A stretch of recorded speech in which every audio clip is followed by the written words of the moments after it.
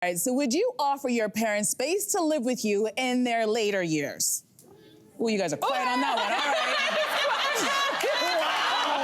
Wow. All right. Well, a user posted to Reddit saying their mother and father are offended after she offered them a chance to live rent-free in her garage/guest house. It's a garage that's now a guest house, right? Not a garage. Yeah. Just so we're clear. Now, according to her parents, they assumed that they would be living in their daughter's main house since it has 5 bedrooms, and she's currently living there by herself. So, who is in the wrong? This is a tricky one. Jess? I say everyone's in the wrong in this particular scenario. Okay. Because the daughter left it for like truly moving in day to sort of articulate, no, you're not in the main house, you're in the garage. So that is something I think that's a huge life moment. Your parents moving in with you, whether it's on the property, somewhere on the property. And I think the daughter messed up. But I think these parents also messed up. You're telling me that you wouldn't choose the guest house that's fully outfitted, beautiful kitchen, washroom, separate living space, Wi-Fi, than living in the main house with your grown daughter. Wi-Fi. It's true. I'm all for generational living, but I think it's when it's done in one house, that's out of necessity, because you don't got the guest house. Yeah. But if you got the guest house, I'll live in the guest house. Yeah, it's true. I'm just curious too, like, I feel like I need more context because I'm like, why are they just like, are they downsizing? In which case, like, the guest house, I don't see why there's a problem with that. Are they looking for caregiving? Like, in that way, it makes more sense to me that they might be in the main house. But like, it just, seems like there's a lot of context and no communication with anybody. Like, the key. Wild non-communication. They show up with your bags at your door and you're like, oh, I'm sorry, actually. My dogs have a room here. That was rich. That was rich. I mean, communication, you're hitting the nail on the head. It's like these conversations, and I'm at this stage of life, I think a lot of us are, where people are dealing with this with their parents, or it's on the horizon.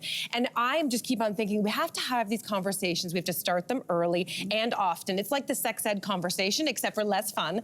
But you need to keep on going through it and figuring out what are people's wants, what are people's desires, what are the expectations? Will you need in-house care? Can you facilitate that? My grandparents were the ones who were like, do not even stress about it. We want to go in a home. That's not everyone's situation. A lot of people, but you have to, otherwise it's just gonna be upon you, and you gotta figure it out on the fly. Yeah, I think there's 3 C's in this for me. It is culture, it is communication, and it is caregiving. So the culture component is, if you come from where I come from, if you're Filipino culture, Portuguese culture, it is assumed your parent will never go in a home. They will be with you. So there is a cultural component to this, and we accept that. The communication part is exactly to your point. I don't know why the conversation was left so last minute, something so vital. It's a hard conversation to have. It's like planning a funeral, but you're going to be so much happier when that day arrives that you talked about it years in advance, not when you have to, but when you have the time to. And lastly is caregiving. When they get to an age, and anybody who's got an aging parent knows, guess who's going to do the caregiving? It's probably not your husband. It's probably you as the woman. So I think that the caregiving part of this is us as the sandwich generation. I have a young child and I have aging parents. Who's going to have the discussion? Is the expectation I'm taking on more? So there are conversations that have to happen so that everybody is happy. Ask your parents, what does your senior years look like to you? Let's have that conversation and let's how to make it happen. Yeah, and there's also a lot of, in that culture conversation, there's a lot of assumptions that if you're not married and don't have children, that naturally the parents are obviously going to yours. And like that's among siblings, you mean? Like if you're the only one who doesn't, if you're not married, you're not sharing your house, well, of course, that's why I think culturally there's probably an expectation of like, of course I'm in your house. But those parents, I don't think that those parents are like, I don't think they're being real with themselves. You've lived with each other before. You know you don't communicate well. And you also, if you're honest with yourself, it's probably been a long time since you guys have been under the same roof. She's doing you a favor by having that guest house.